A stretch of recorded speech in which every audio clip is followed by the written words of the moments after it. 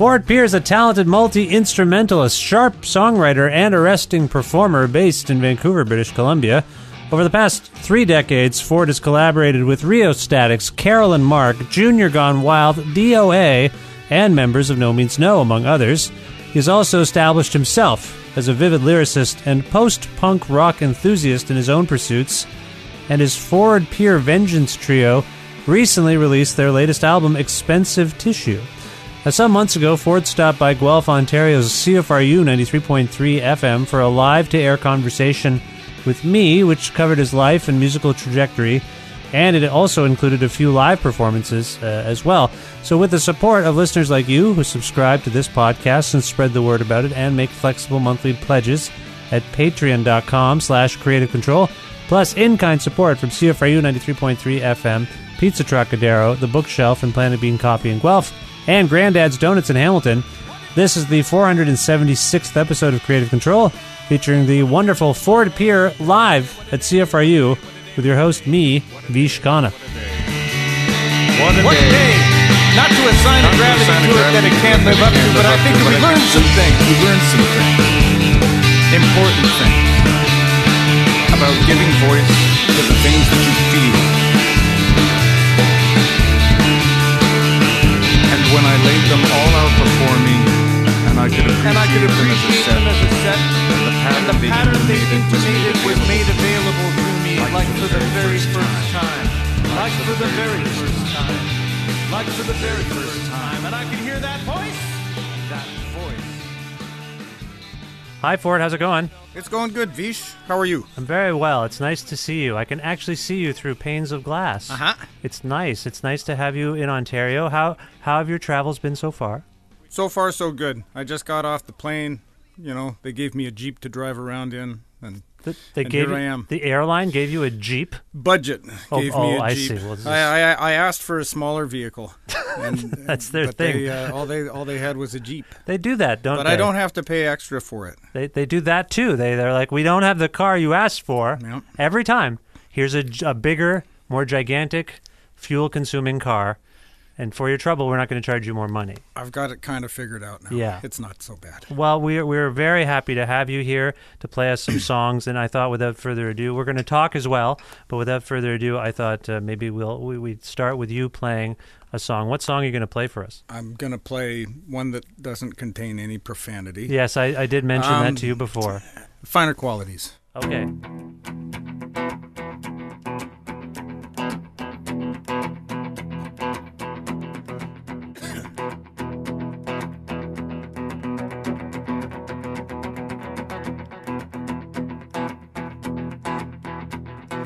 Weakness is the weakness that's too weak to be. Weakness ought to be weaker than you are. When you sally forth with nothing in the tank, you've only got yourself to thank when you stall before you get too far. Maybe on foot that defeat could be put to the lie. Lie. Why don't you give it a try? That space, your journey's total length. Couldn't that be something very much like strength?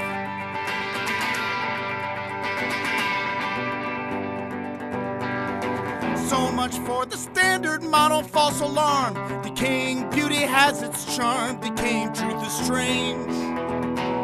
So maybe you're a bit like what we think we know about our friend the neutrino. Like if you had no mass, you'd move so fast that you would never change. Over and close to the low, 'cause it goes very slow. Low. Go on and give it a go. You can do a lot of things you don't know how. You can change your flavor from electron to a muon to a tau.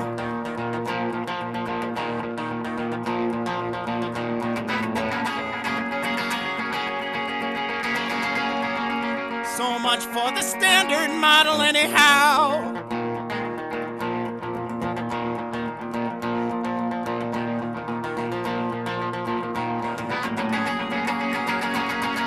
Weak things fight the weak things, base things sire base. Every instance, every case, the outcome is the same. But foolish things are chosen to confound the wise, to flabbergast these clever guys, to check them, send them back from where they came. You can be how you were if you move very fast. Redo the deeds that you did in the past. Do what you did not, but you can make it last. You can watch it collapse. You can trust that it has to, because no appeal to reason can contend with faith, with an all-seeing and all-knowing wraith that speaks the language of your dreams. But if you hear a voice with that familiar tone, speak of dreams that aren't your own, you be so weak as to hold with its schemes. Maybe you'll slow to a close without too much ado. Do whatever you have to do. You can find a way to reframe all of these defects as finer qualities.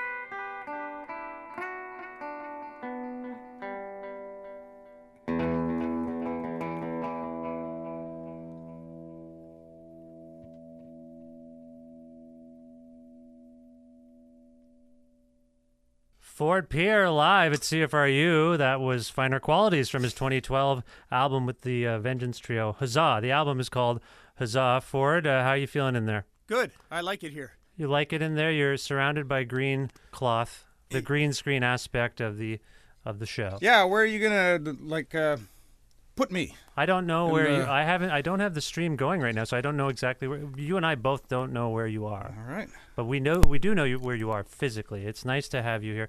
Now that song was fascinating. Did I get everything right? It came out in 2012. Is that correct? Yep, that's right. 2012.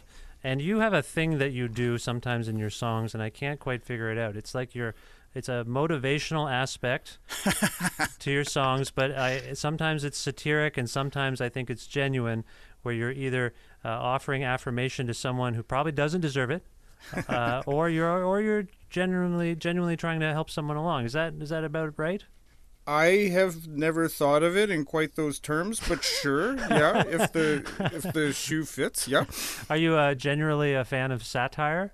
Oh, sure. I mean, satire. Satire is a big word. Parody satire? Are you sure? Yes. Yeah. Well, this isn't satire, but very often I think that the best way to say something is to say something else. Right. Which is that, in fact, is that the literary definition of irony? Well, sort of requiring a reading between the lines. I don't think that there's anything, super sophisticated about it or whatever, but it to me, it replies more to the way that we think and the way that we form opinions to, offer sort of a roundabout route to the consideration of a topic rather than just saying, I think this, which also has its place, but I don't think like that. So I don't think that I could write very well like that. Do you think that we're too maybe obsessed with sort of dichotomy stuff, black and white, right and wrong, weak and strong? Well, I do think that there has been a weakening of our capacity to differentiate between, what is being overtly said and what is being meant. I think that a lot of that has to do with how we get our information, the names of files and things. It's impossible to read between the lines in under however many characters.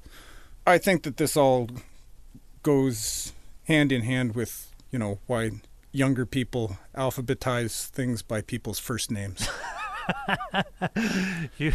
When you say file names, I was wondering what you were getting at. Where did that come from? You feel like maybe intellectually we're not as strong as we once were, or maybe I don't think that. Okay. But I do think that intellectually we are less willing to fill in the blanks. There's no time. No time. You need to know what a thing is and where to put it. Right. I think all of us in our lives, and people set aside more nuanced modes of consideration for, I don't know, relationships or for spiritual pursuits or whatever, but just in terms of, like receiving ordinary information. There's just no time for it. Tell me what it is. Tell me what it says. Yeah. And that's the end of it. And that ordinary information you're referring to is often big picture information. It's like news about the world. Well, in the case of like a song like Finer Qualities, it's information about some subatomic particles, about which I understand very little indeed. I see. But I just sort of thought that was in the case of writing that song. This is a good example of something which it's particle physics. It has absolute solutions, so you would suppose, like there is an answer to this. Right. And the answers that we hew to at any given time, they wind up being disproven and they change. Right. So. Right. I see. Okay. Well, no, I appreciate that. Now, I mentioned earlier, you were from Vancouver? Yep. Is that where you were born and raised? No, I was born in Boston, Massachusetts, and we moved to Canada when I was quite young. I grew up in Edmonton. I moved to Vancouver in 1991. Wow, those were a lot of cities. Three. Well, that's a lot for me. It's early for me still. Are you a native Guelphite? No, I'm from just outside of Guelph, Cambridge. Ah, okay. You know me as a Guelph person. Yes. Yeah, I've been here 22 years. So, there you go. Yeah. Well, I consider myself to be from Vancouver. Yeah, I've been here longer than I was there. There you go. I've spent now more time there. Sure. So, what was your life like in Vancouver after? Wait, Boston, Edmonton, Vancouver? Is that what you said? Yeah, that's right. So then I moved out here for quite a while. You'll That's remember right. There was a good 4 years where I was getting my mail out here. That's right, in Toronto. Yep. Right. But that was also the golden age of the startup airlines with the $1 flights. $1, so, really? Sure, you remember that. It's I don't that's really. Steve Carroll from the Weakerthans. He would stay up late at night and just wait for jets go to have like $1 fares to. It's like, okay guys, we're going to California. Right. And then he would book the shows. Oh. After he got the flights. That's pretty clever. Yeah. Well, Steve's a smart man. Yeah. But yeah, so effectively for a couple of years there, I was able to commute and, maintain a relationship on both coasts. Well, this isn't a coast, but it's, I was flying back and forth for a while there and then settled in Toronto for a couple of years and moved back, I don't know, 11 years ago now. Yeah, you've been gone a while. I thought that. So how long were you in Boston? For 3 years of my life. 3 years. Yeah. So foggy memories at best. Some powerful ones, all of the Robert McCloskey Make Way for Ducklings sort of stuff. I do very definitely remember smells and architecture and stuff, and I haven't been there for ages. The last time that I was there was with D.O.A. in 1997. We played The Rat, and so there wasn't much to be reminded of there. But we lived in a place called Newton, just off Route 9. But I remember, the kids from Zoom appearing at a park that I played at and stuff like that. You know, so did you the other Canadian cities you mentioned, like you mentioned Toronto, and I know you've moved there of your own volition. You had agency, but were your parents moving you from Edmonton to Vancouver, or how did that work out? No, I moved from Edmonton to Vancouver so that I could join Roots Roundup. Okay, so you were raised in Edmonton then? Okay, yep. That's where my wife is from. Yes, I spend a fair amount of time in Edmonton now. There you go. Yeah. I just came from there. Yes, you were just there. Were you just visiting, or were you playing a show? There was a festival there called the Up and Downtown Festival, which is put on by Brent Oliver and some other smart shoppers. Mm-hmm. And the big event, I did a solo show there, but the big event was the group that I used to be in Edmonton, which is called Junior Gone Wild. Yes, that's right. Yeah. We performed the album that we put out in 1990, Too Dumb to Quit. Wow. In its entirety, soup to nuts. Wow. Which was a lot of fun. That was a total How much gas. Practicing did you have to do for that? I did not have to practice to do that. There was no opportunity to practice. I see, okay. There was no opportunity to practice with those guys.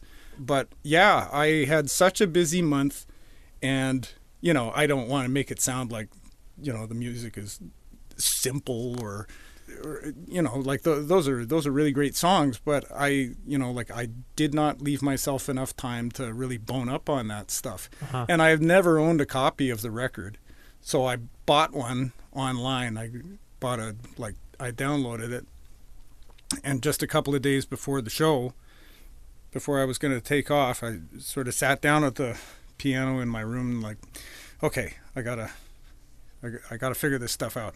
I really got to put my nose to the grindstone. It was so easy. It was like my hand became 19 years old again. Muscle memory kind of thing? And it just, well, at least partially it had to do with the fact that I was no threat on any instrument at that time. And my parts were sort of designed so that I could just spend the most amount of time jumping in the air. Right. Pulling faces and stuff, so the parts were pretty easy to. They came right back. But that's like how I learned how to play piano and organ in a touring rock band, was by playing those songs. So you know, it's rudiments. So when you revisit an album that came out, I guess I'm going to do the math real quickly. 28 years ago, is that right? Yeah, something like that. Yep. So when you revisit something like that, do you, and it doesn't sound like you had a lot of time to process it even, but did it give you any perspective on that time period in your life, on what those songs were about, where they were coming from, or anything like that? Yeah, well, I didn't have any songs that I had written on that record. You know, they were mostly by the main songwriter in the group, Mike McDonald, and his was and is a strong, distinctive voice in that idiom, and they are about, you know, universal things which everybody can relate to, I think. Do you want to, just for people who don't know, do you want to specify the idiom as you see it? Oh, it was what came to be known as alt country. I think that we were a little bit ahead. It would have been called like cowpunk back then, or something, proto cowpunk.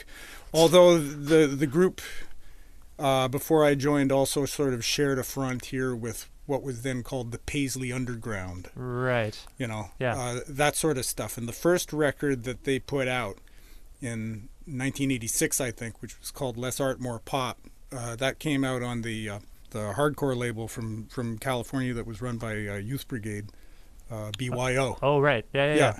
And so their first American shows at that time would have been with, you know, I don't know, I can't even remember any of those. I mean, like, I want to say, like, Game Theory, but they're far too distinctive. Like, who were some of those, like, the 3 o'clock, or... Yeah, I mean, this is before my time a little bit, too, so I'm a bit foggy. That sort of, I mean, like, that scene just kind of came and went for me without me paying all that much attention, but Junior was associated with it. When I say before my time, I was born. Yeah. I just wasn't maybe processing everything that was happening. Yeah. Okay, well, I mean, it sounds like you had, and did you see friends in Edmonton as well? Yeah, I saw friends, and my parents still live there and everything. So cool. it was a great time. Nice. All right. But I saw it. You know, your friends are always very respectful of you in a situation like that, and they kind of give you your space. But casual acquaintances, they always want to, you know, like. Yeah, tell you about their broken leg or right. whatever. And it was really, I was kind of the one day this last month when I really should have stayed home and looked after my health, because I could feel myself getting worn down. It's like, okay, I got a month and a half of shows ahead of me where I have to sing every night. Every night. This is, you know, quite a grind. And the one night when, you know, I could conceivably have, you know, just taken a bath and watch television and fall asleep in front of the fire and drunk tea and no, instead Darcy Hancock and I went down to Seattle to see the Jesus Lizard. Oh my gosh. I saw Darcy's Instagram videos of that. It looked incredible, and it was the best time since I've seen him since they were originally active. Yeah, honestly, it was better than either of the reunion shows that I saw however many 2009? years ago that was. Yeah. Oh, it was better than that even. It was better than that. Oh man. It was yeah. Because I remember in 2000, I regret not going to the Detroit show. They didn't come up here. They didn't come up to Ontario. Oh, they didn't? No. That surprises me. Well, I think there's a couple things going on there, but I do think that it's more difficult for bands to come up across the border than it used to be. And that's a fact. Yeah, and anyway, they played Detroit, and I regret not going because I did see them a bunch back in the day, Sure. and then I saw them in 2009, and really, it's as much about you and me as it is them. We're just maybe in a better place to appreciate just the fact that they're in there in that greatest rock and roll band of all time territory for me. Absolutely. And the four of them together, it's... Yeah. Anyway, that's understandable. Yeah. That's understandable that you would go What was see I them. going to do? Say, like, we got those tickets in April. I said, sorry, Darcy, you're going to have to... No, because they were on my phone. If I couldn't go, he couldn't go. That's the first time that I've ever bought a ticket. Oh, the tickets are on your phone. Yep. Yeah. First time I've ever done it. I was really nervous about it. It wound up being, like, whatever. Yeah. But, like, that's just the sort of... Every time I'm forced to interface with some part of the world that insists upon operating that way. Yeah. I just think this is exactly how the Dark Ages started. Well, it seems like that. It seems like we're on the cusp of that, and I don't want to make things too heavy, but yeah, I think you're probably right. Okay. I am right. I know you're right. And I think we should play. I should ask you rather to play another song for us, and if that's okay with you, what would you like to play? Redeem what? Okay, go for it. It doesn't mean that you stop. It doesn't mean that you stop. It doesn't mean anything other than that you keep on going till you reach the top. And when you get there, when you arrive up there, you look down, look around, away, and found yourself, look up and step out in thin air. If you fall, falling and failing are alright. Falling all night and falling all day. Falling for years till the years fall away and leave you this way, feeling like you could have been somebody else. Now I want you to think. I want you to think. What was the last thing that passed through your head before you up and toppled over the brink? And I want you to know, I want you to know that whatever it wasn't a choice, it taught you to make itself so. So you plan, plotting and planning are okay. Planning all day and plotting all night.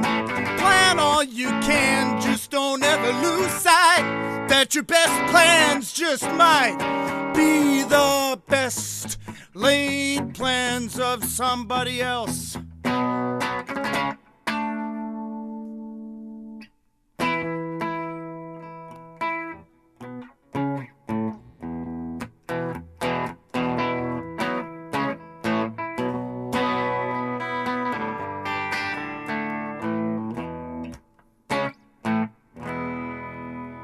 So you play,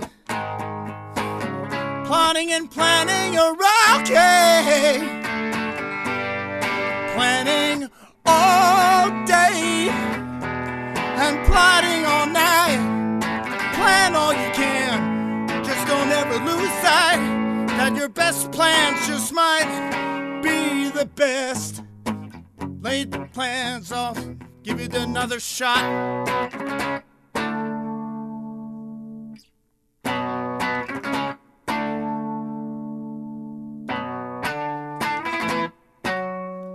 To redeem what?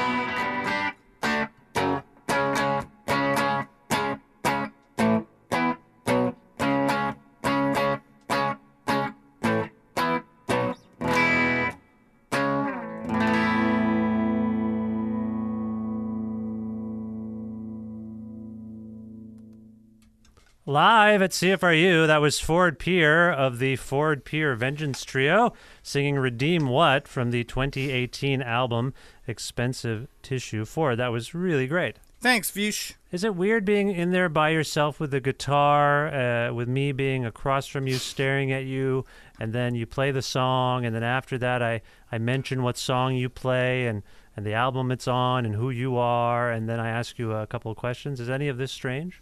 No. Okay, good. Now, this song had a couple of things I wanted to ask you about. First of all, I tried to allude to this earlier, where I feel like, sometimes I feel like you're trying to affirm someone. Sometimes I think you're trying to cut them down a little bit. In this particular instance, can you recall who the you is, the subject of this song is? Who are you thinking of? If a real person or if it's an amalgam of people, who is the you? I was not thinking of a specific person. I was, maybe I was, just sort of the, what is the case called when you say, well, like I just said, when you say, like you just sort of use you as one. Like a blanket statement. When one says. You're generalizing a little bit, yeah. So, it wasn't directed at anybody particular. There was no subject, but I think that I wrote the song a long time ago. I wrote the song when I lived in Toronto, as a matter of fact. Oh, it's an older one. It's one of the older ones on the new record.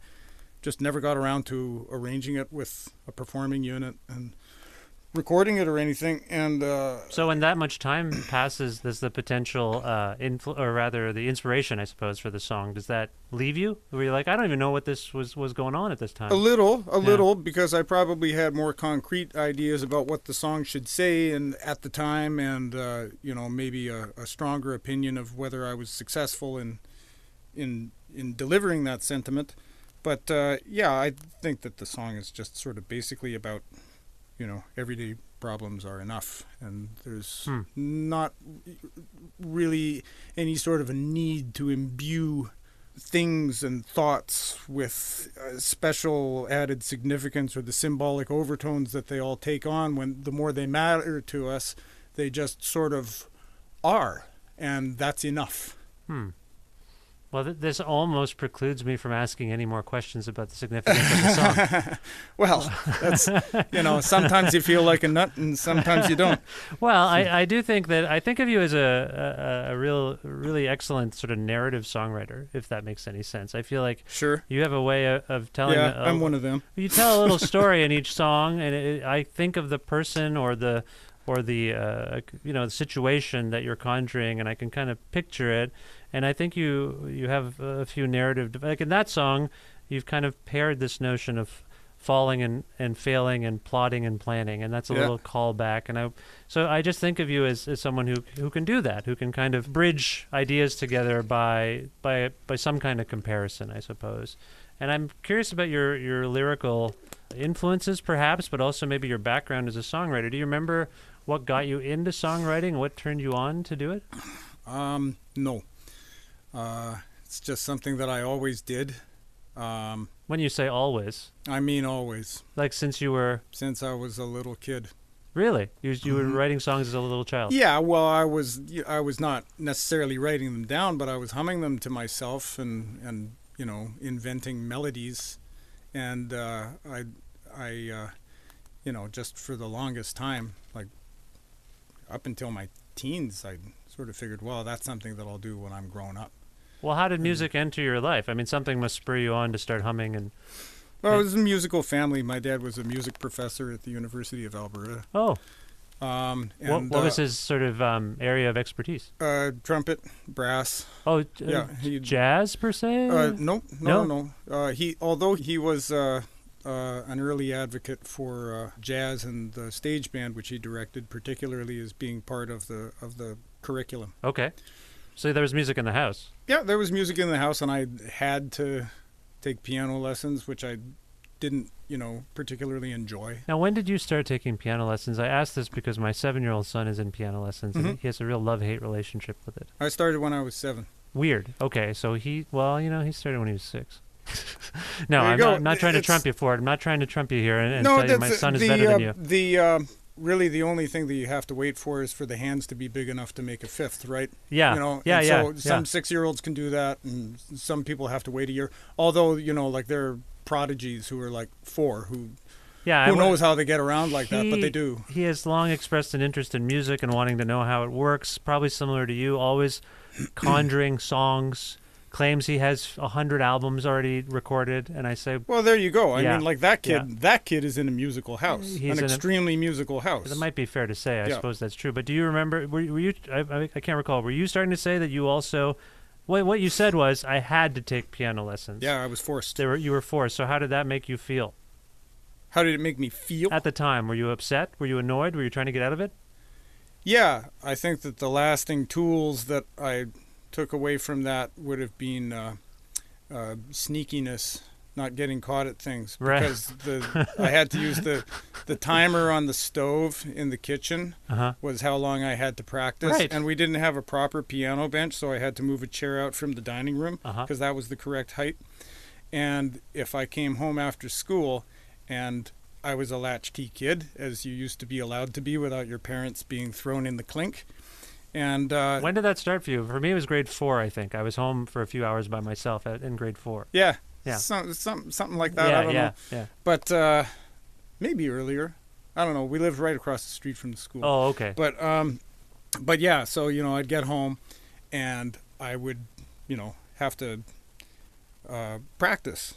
And I was a messy child, and so it, Were you also a know-it-all child? I don't know. I don't so know you don't whether know I it was. all. I don't have That's a vivid recollection about that. But the thing was about the sneakiness that I could put the chair in front of the piano as though someone had been sitting at that chair in front of the piano, and just like leave enough on the timer so that it would plausibly seem like I skipped off 5 minutes early or whatever, because it seemed to my young mind like it would be stretching credibility that I would have, you know, like done the full hour, unsupervised. An hour? You were supposed to do an hour. And put the chair back and everything. So right. If I made it seem like I was being a slack about it, then they would believe that I had done some of the work. Right. Even though the piano is a loud instrument, and they would have had to have heard you playing to know that you were playing. They weren't home yet. They weren't home yet. But they would see. They right, would be course. getting home, or my mom anyway would be getting home, and it was like, yeah, you're not done. There's still time on the timer. Right. How long is you? Well, I just left. Right. But if true. the timer wasn't on, and if the chair wasn't at the piano, no way, you did not practice. It's true. It does sort of, I don't know, embolden a young child to maybe come up with ways out of it. I'm still not entirely convinced my son isn't throwing his lunch in the garbage when he tells me he's eating all his lunch at school. You never know. They figure these things out. So when did it turn for you? When did it go from a chore to I actually want to know how to do this, and I want to try to figure this out for myself? Was it high school? Yeah, in high school I started playing guitar and started looking around for people to be in bands with, and I was in a band when I was in high school with some guys who were older than I was. Was Edmonton a place that kind of enabled you to do that? Yeah, Edmonton was a great place to grow up in. The punk and alternative music community in Edmonton was great. It still seems great, doesn't it? The thing about it then, the thing that I always bring up is that there were no bars or clubs that would book independent music for the longest time. So a lot of the shows happened at halls. And they would be all ages shows, so I started going to shows regularly when I was, 12, 13 years old. Yeah. And if there was going to be a show, because it was a small place, then there would be a lot of different kinds of bands on the bill. And so you would see Jerry and the Sons of Rhythm Orchestra and SNFU and, like some cold wave band like Euthanasia or whatever, all on the same bill. Wow. Because there weren't enough crowds of people who were just into one thing to sustain any separation of these things. So consequently you got to hear a whole bunch of music which maybe it wasn't your thing, or maybe it became your thing. Right. But the notion of seeing people practically and actually doing the stuff that you wanted to do, I mean, that must have a huge impact on a young mind. Sure. Yeah. You're like, Yes, absolutely. It's this like, is something I can do. Totally. I want to do that. Yeah. And I'll tell you something else is that, all the first bands that I saw who were groups like D.O.A, SNFU, other, like terrific hardcore bands from the prairies at that time, like Personality Crisis and Stretch Marks and everything. Yeah. All of those bands were extremely physical performers. Right. And that just like, between that and watching like a videotape of The Kids Are All Right with The Who, it just, I couldn't believe what I was seeing the first time that I went and saw a band and they were, like loitering on stage.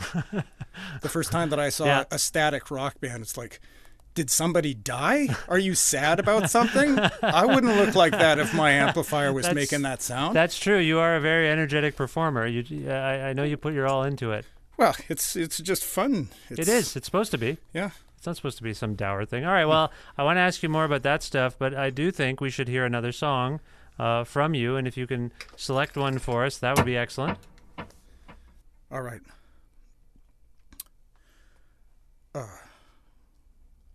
The one with the boots is haughty and fit. She's got a loud, proud voice and a lacerating wit, and she moves fast past where guys like me sit, trailing a fragrance of brightly lit rooms. She's got hundreds of friends who all look the same. She eats food made of vegetables I couldn't name. What I'd see is a dare she'd treat like a game. I can't say for certain, but it's safe to assume. Who are these dark women? In their caves asleep atop their gleaming hordes. Who are these dark women? What are they pulling me towards?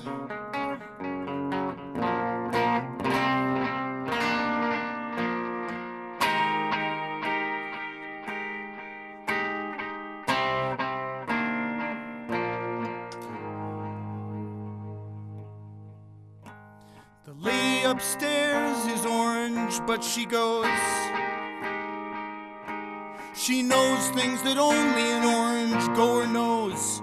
I could be projecting or something, I suppose, but my sense for such things is not the worst. There's a trick to the blinds is my best guess, 'cause they're never ever shut, so you can see what a mess the place is at all times. Sometimes you can catch her undressed, and she's just a little older than you might think at first. Who are these dark women?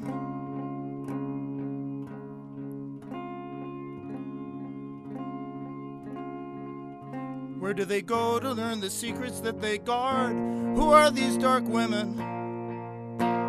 Is being one of them really so hard? I don't think about my exes. It's like the sting of defeat is still too recent. And I don't think about the girls I knew when I was a boy.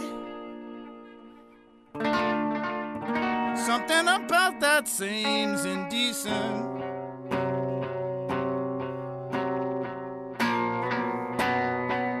I don't make plans for the future.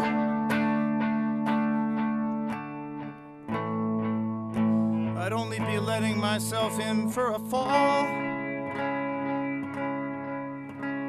I think about the places I'll never visit, and I chart the space between them and sail past them all.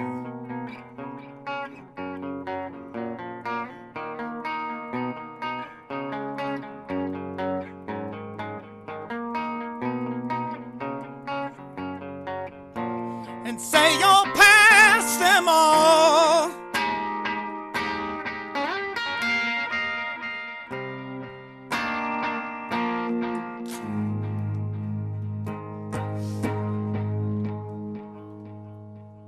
The chick who likes trance is busty but dim. that lummox she's with. I'm glad I'm not him, though in a fair fight my chances would be slim. He's got height and a good 20 pounds. He'll look at his phone and he'll look at her bum. Pass the talk to where he thinks the action's gonna bounce in from. Still waters run deep, still I think that he's dumb.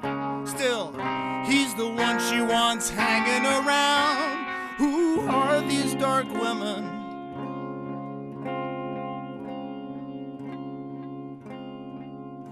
When they look at me, what is it they don't see? Who are these dark women? What is it they don't want from me?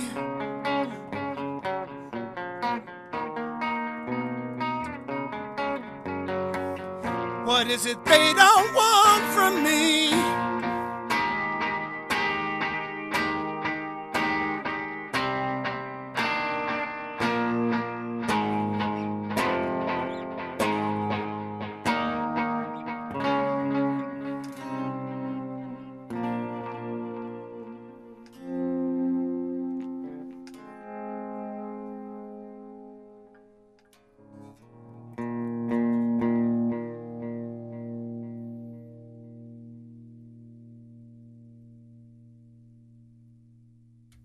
Ford Pier live at CFRU 93.3 FM in Guelph. Ford, what song was that?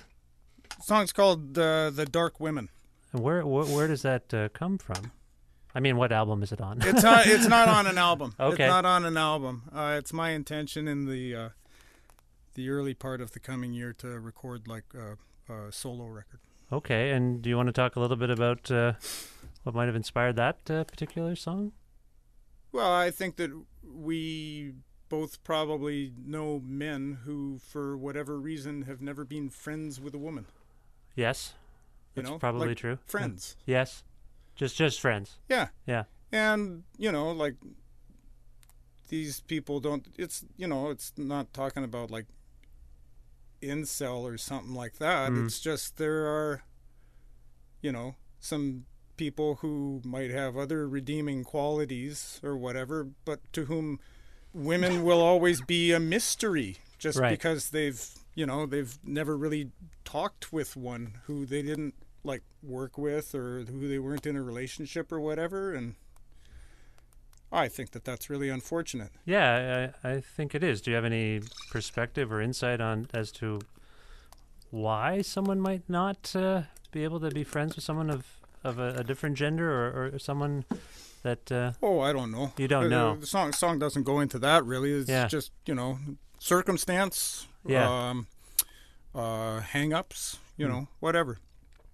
It's just sort of the otherness of women being so much a part of how certain fellas look at them. Yeah.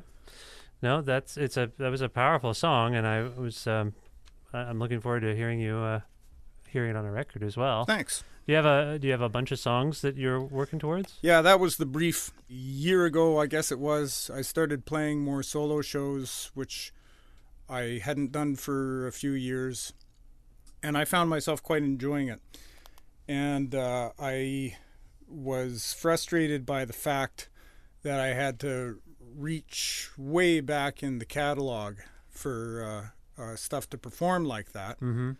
Just because, since the Vengeance Trio is being a thing and the string quartet that I have, Strength of Materials, that sort of writing is not possible to deliver in any sort of arrangement that I can pull off as a solo performer. So I would have to be going back to, material that was pre-2008 or 2009. Oh, I see. I don't have any problem with those songs or whatever, but I just wanted something new that I could play. And so I wrote an album's worth of songs the year before last. Okay. And just sort of like, well, okay, it's very expensive to tour a band these days, and the world is not clamoring for my personal appearances. So seeing armed with all of these new songs, I can get back on the road, which is something that I haven't done for a long time. Yeah, just because money gets in the way. Yeah, well, I'm glad you're doing it. You alluded to a couple of the bands that you've been in over the years, and I wonder if for people who don't know, I feel like you've collaborated with some really amazing players. I think you've been kind of an auxiliary member of some really cool bands. Can you cite any of them that we would? And I should say, like, I often, when I've seen the Ford Pier Vengeance Trio, invariably you were opening for Nomeansno. So I'm sure I've seen. That's not true. No, you saw us play with Gentleman Reg here at a show that you put on. That's absolutely true. Yeah. And I struggle to recall the specific occasions, but I think that you might have caught us. Oh no, I was just generalizing. Yeah. It's not only the case, of course. Yeah. I just would often see you with. I just wanted to talk a little bit about Nomeansno. And then also I associate you a little bit with Rheostatics, of course. Yes. Yep. What was your relationship with Rheostatics? Were you considered an auxiliary member? Did you perform with it? Because I'd see you pop up every once in a while. Yeah, depending upon who. If you were to ask anybody in the band, then I was in the band for the last year that they were together before splitting up. Right. And did the last show with them, and I've appeared with them a couple of times since they've got back together. Right. Okay. So that's a so relationship. And that just sort of came about as well. Actually, any of these bands that I've been in, it came about like this. I turned up at a gig with an instrument, and they didn't tell me to put it away. That's a fact. That's how I started playing with Rheostatics. You just started sort of fiddling around with them? I turned up at the embassy in London. It's like, hey guys. And I'm sure that it was like, did you tell Ford to bring down a keyboard? Oh, okay. Well, I don't know. Maybe Martin did. Where did they go? You just foisted yourself upon the band. That's 100% it. I think that the only one that I was ever invited into was D.O.A. So you were a member of D.O.A. I was a member of D.O.A. And how long was that? 4 years in the 1990s. And I mean, this band has apparently stopped playing. They've retired at least a couple of times that I can think of. Yeah, I don't know. I mean, like, no more than, other legacy acts. Sure. As far as I'm concerned, like, Joe is one of the dearest people in the world to me, and he gets a pass. Right. Any of that, he can put on. I wasn't even as many breakup shows and reunion shows as he wants to. I wasn't even disparaging it. It's just no. I know that you weren't, but there are some people to whom it's a little bit of a joke, and I don't care because they are a going concern still. They are a going concern, right? So you haven't played with them since you said the 90s. Well, right? Yeah, but I pop up for special occasions, and as a matter of fact, there's this sort of provisional lineup with myself and Floor Tom, one of the drummers who was in the group after I was in the band, who the guys that Joe has playing with him right now are they live in Nelson. Oh, okay. So, like if he has a Green Party benefit or something like that, then Floor Tom and I will be his band and I'll play bass. And so, right. We did one of those a couple of months ago, and then we also just played a couple of weeks ago for Randy Rampage's wake. Right, and I'm sorry about that. He was a happy guy, and he lived exactly the way that he wanted to, and his celebration of life or whatever was, it was terrific. There was, I don't go way back with all of those people, like to 1978 or whatever, I was 8. Yeah. But, there I was backstage with all 5 pointed sticks and Joe and all of the dish rags, and here's Art Bergman as well. And everybody, it's not as though everybody gets together for barbecues all the time or whatever, but special. There's, they're war buddies. Nice. So it was really, really great to, be a small part of all of those people who did something so important. Yeah. Just sort of getting together and at least having that much in common. No, that sounds fun and fun under the circumstances, I should say. Yeah. That sounds great. No, it was good. Yeah. Randy wouldn't have wanted any. Randy would have been repulsed if his wake were any sort of a somber affair. Yeah. Well, Nomeansno stopped playing. They kind of made an announcement a couple of years ago now. Yeah, they're through. They're done. keep in touch with any of the members of that band? Yep, for sure. And how are they well, doing? Tommy and I are going to be touring Europe. Oh, right excellent. away. Yeah. Tom Holliston's a great, really funny. I was just thinking of him last week because he made me laugh harder on the radio than almost anyone I've ever interviewed. He'll do that. Yeah. And do you speak with John? Oh, he started talking to that woman about the Robert Louis Stevenson short story, the wrong. Are you wrong referring box. to the interview we did at the breakfast? Yes. Yeah, that's right. I heard that. Yeah, that was was good. that. Yeah. I really enjoyed that. It's really still a highlight of my life. Explaining the concept of the tontine. That's right. He's a brilliant man. And John and Rob, do you speak with them at all? No. No. Well, no, that's not true. I mean, like I see John when he's in town, but he lives up on the Sunshine Coast, as does Tom. Right. Yeah. A couple of times a year, definitely. And he's working on some solo stuff, and I was going to write some lyrics for him and everything, nice. but I've been taking too long about that. We don't see each other every day, but when we do see each other, it's great. A couple of bottles of wine and just. And Robbie has different priorities these days. I have no doubt that we will, but he's never been a big socializer. No, or whatever. That's my understanding. Yeah, you need a reason to have anything to do with him or whatever, and he's just he came late to fatherhood, and that's his focus. Yeah, the last time I saw him was in Calgary, and I gave him a hug. He gave me a hug, and then I haven't seen him since. He's a hugger. He is, and I know it's. I was told often every time I got to interview Rob that he doesn't do that very often, and I really really appreciated it. Well, unfortunately, we are running short on time, and I thought again I want to let people know that the newest Ford Pier Vengeance Trio album is called Expensive Tissue. Ford, you're not on all of the social media stuff. Where would you like people to go to learn more about this record and you? My website, fnordpier.com. Okay, that's a good. Wait. And other than that, I'm pretty easy to find on Facebook and stuff like that. And you're on Bandcamp and things like that. Yeah. It's all there. So, yeah. And and you've got some tour dates coming up over the next little while. Yep. And they're all on your website? Mm-hmm. Okay. That all right. they are.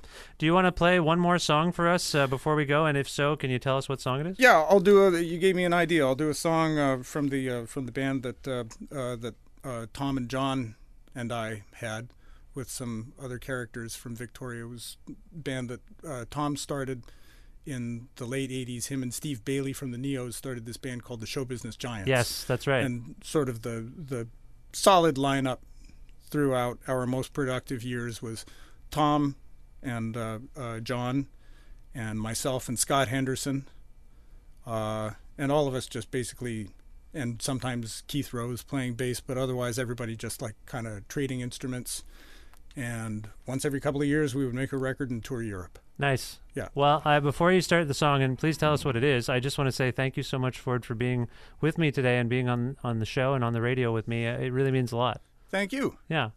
Okay, this is a song from the Show Business Giants record, Will There Be Corn? And it's called Because He Comes From Here.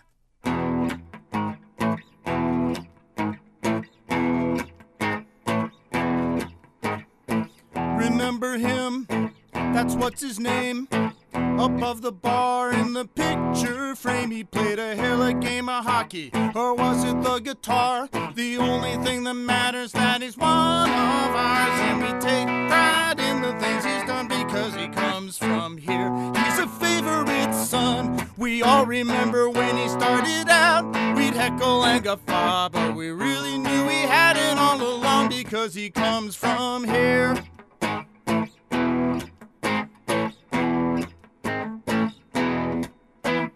I remember once I gave him some advice. He took my sister out and it seemed real nice. I used to buy him beer when he was 17. Everything he knows, he learned from me. And we take pride in the things he's done because he comes from here. He's a favorite son. We all remember when he started out. We'd heckle and guffaw, but we really knew he had it all along.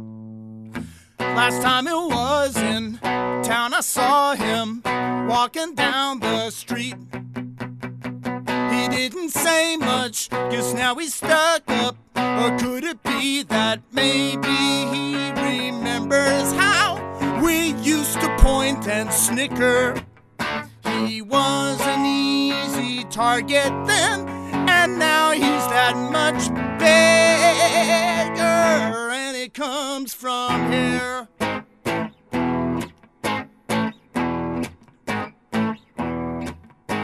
The headlines blare, the tabloids sizzle, the critics and the cultural doyens bristle. I could have told you then because I knew it all along. There was always something about him just a little bit wrong. And we take pride in the things he's done because he comes from here. He's a favorite son. We all remember when he started out. We'd heckle and go for, but we really knew he had it all along because he's local, and we take pride in the things he's done because he comes from here. He's a favorite son, and we all remember when he started out. We'd heckle and go far, but we really knew he had it all along because he comes from here. Because he comes from here. Because he comes from here. Comes from here. Comes from here.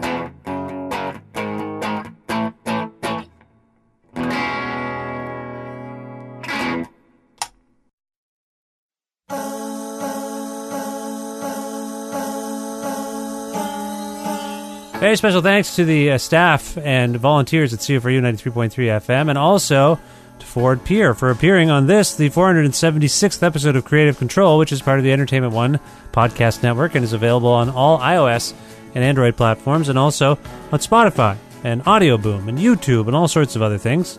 If you're looking for an episode that you've heard about but you can't find it on any of those things, or if you want to learn more about me and sign up for my regularly scheduled newsletter, please visit my website, vishkhanna.com.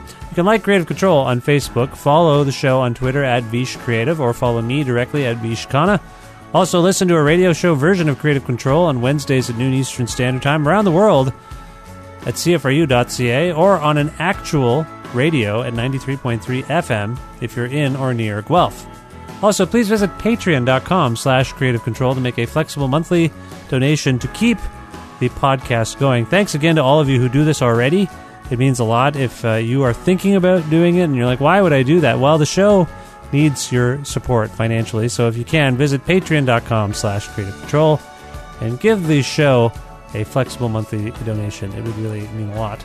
Thanks again to Pizza Trokadero, The Bookshelf, Planet Bean Coffee, CFRU, and Grandad's Donuts for their in-kind support for this show. Thank you as well to Jim Guthrie. He lets me use a song of his on the show each and every week. Go to jimguthrie.org to learn more about Jim. And finally, thank you. Thank you for listening to this program and subscribing to the podcast and telling your friends to do all of those things as well. And yeah, some good episodes coming up as I'm speaking to you. I'm excited.